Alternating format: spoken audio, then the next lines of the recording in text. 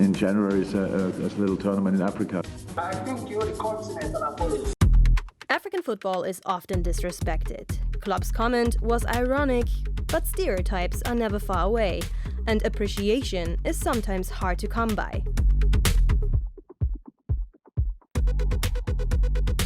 African football is misunderstood, so let's take a deep dive and find out why it's actually very diverse. 80% of the Africans in the EPL hail from the north or west. These nations dominate the Africa Cup of Nations tournaments too. Egypt has won AFCON 7 times, Cameroon 5 times, Ghana 4 times, and Nigeria 3 times. The southeast and central regions are lagging behind, so why is that? West Africans are naturally stronger. West Africans are naturally made to compete very well in football. But is that not a stereotype? Et quand on parle de l'Afrique de l'Ouest, in West Africa, their football is not really homogeneous. In Guinea, you have very fast players. But when you compare them to neighbors Ivory Coast, the Guineans do not have the same physical ability at all. Presque voisins, ce n'est pas du tout la même aptitude physique. But bigger, stronger doesn't automatically equal success. Technique and mentality also play a role. Football culture is also a factor. In Cameroon, football is everywhere. Just like Brazil, we learn to play from a really young age, because it is an easy sport to play. But for Kenya in the east, athletics reigns supreme. They've won over 100 Olympic medals, the most in Africa.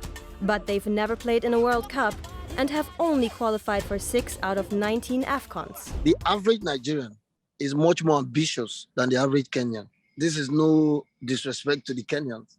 That is the makeup of the Nigerian.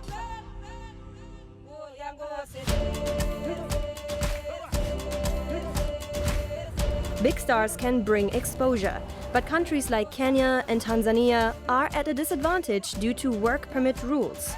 Players aren't automatically permitted to play in England if their country has a FIFA ranking lower than 50. Meanwhile, many countries benefited from ties with France. They profited from better infrastructure and their geographic and historical proximity. Football was institutionalized much earlier than in the rest of Africa.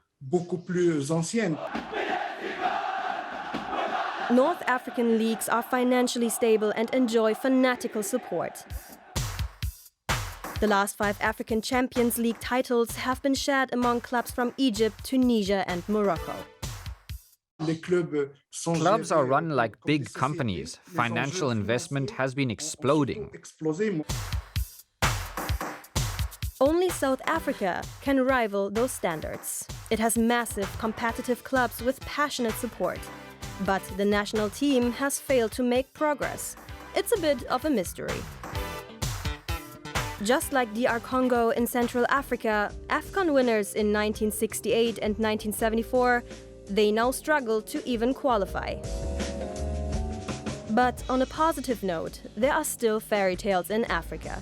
Comoros, population 850,000, qualified for 2021 AFCON, their first major tournament. It shows African football has a lot to offer. African football has become more democratic and is no longer reserved for a select few. And this democracy is Africa's only real democracy. It's 11 versus 11. It's the best story in African football, and that's why we love it.